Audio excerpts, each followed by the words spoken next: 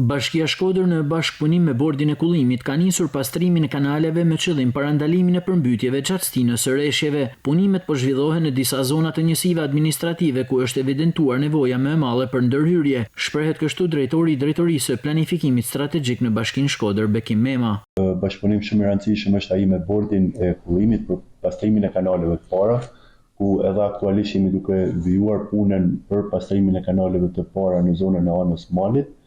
Dhe gjithashtu bashkia po vjen pastrimet e kanaleve kulluese të dyta dhe të treta në zonën e Dajçit dhe të Bërdiqës. Ndërkohë, një tjetër investim i rëndësishëm i bashkëfinancuar nga Bashkia Shkodër dhe Agjencia Kombëtare e Mbrojtjes Civile, që pritet të nisë shpejti, për sa i përket parandalimit të përmbytjeve, është ai vendosjes së tombinove dhe ndërtimit të skarpatave në të gjithë gjatësinë e kolektorit kryesor të qytetit, shprehet Mema.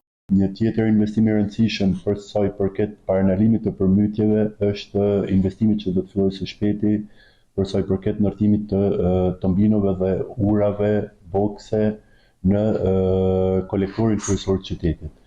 Pas pastrimeve që janë realizuar gjatë këtij viti dhe vitit kaluar në kolektorin kryesor të qytetit, aktualisht kemi një fond të bashkëfinancuar nga Bashkia dhe AKMC-ja për të ndërtuar skarpatat dhe bokset në të gjithë shtrirje lineare të këtij kolektori, i cili do të mikojë edhe kjo drejt për drejt në absorbimin e ujrave dhe paranalimin e atyre problematikave që krijohen nga rreshja. Sikurse bëhet e ditur, pastrimi i kanaleve do të vijojë edhe në ditët në vijim në mënyrë që të shmangen problematikat që janë hasur vitet e kaluara gjatë rreshjeve intensive.